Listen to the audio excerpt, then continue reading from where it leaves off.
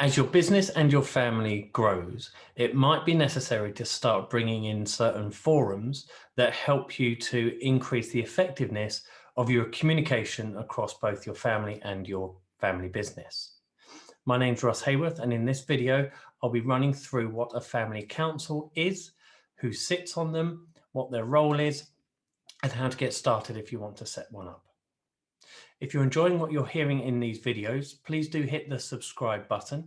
One of the issues of recording these videos during lockdown is that I'm unable to get a haircut, and therefore, if nothing else, just subscribe so that you get to see my hair grow longer and longer over the coming weeks and months, and finally see what I look like with a good haircut. So as with most things related to family business, each family and each business is unique, and therefore nothing said here is a hard and fast rule, and you will find your own way to creating a family council if it's relevant for you that works for your family and your business. But in essence, a family council is a gathering of family members to talk about issues relating to the family and the business. So the people that would typically sit on that would be members from different branches of the family, for example, who would be able to represent different branches of the family in their communication with each other and around that business. Now, it's important to remember they are entirely separate to the board itself, because the board is there to run the business.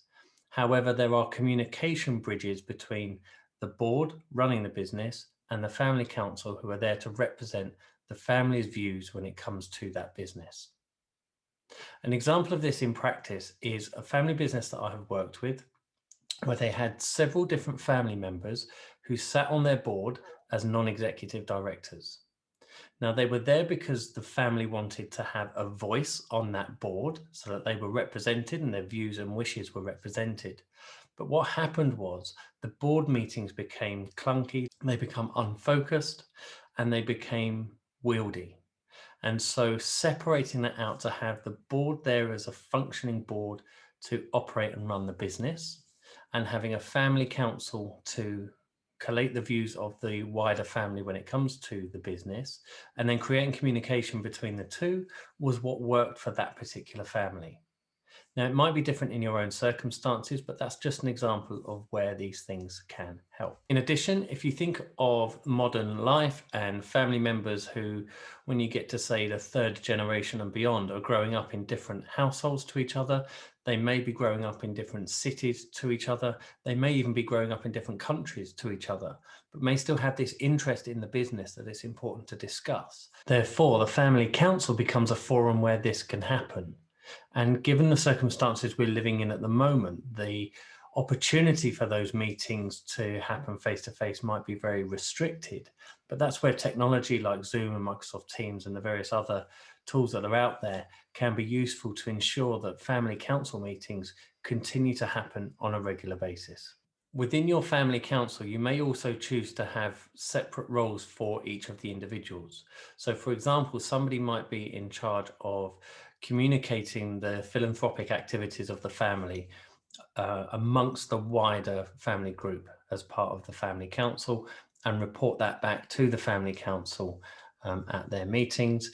You may find that somebody on there is in charge of looking at education for the next generation, for example.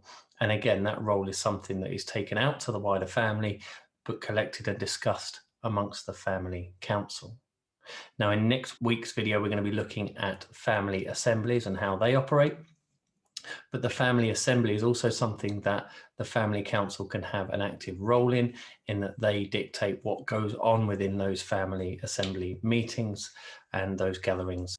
As I've already mentioned, it's really important to separate out the role of a family council and the board. The board are there to run the business, but that doesn't mean that they can't have input from the family in an appropriate and effective manner.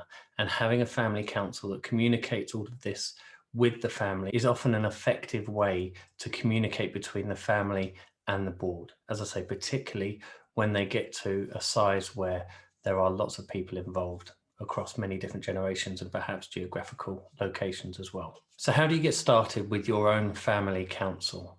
Well, the first stage is to, as I've said on most of my videos, is to understand what challenge or problem you are trying to either solve or avoid.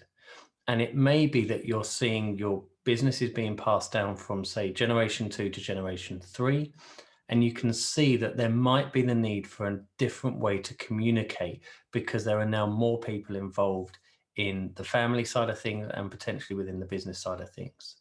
So it may be that as a preemptive exercise, you look at how best to ensure that that communication is dealt with, and a family council could be one of those options. There may be others. It may be some form of newsletter or an annual gathering, again, as we're going to come on to on the next video. But it's important to understand what problem you're trying to solve, what roles you want people to play on the family council, and then go to the family system, family unit, and look for people who could fulfill those roles. If you need any help or assistance in doing this, or just talking through whether this is relevant for you and your family business, please do get in touch. I'm here to help. You can also check out episodes of my podcast, which is called the Family Business Podcast, where I cover this and many other subjects around family governance. Until next time, take care.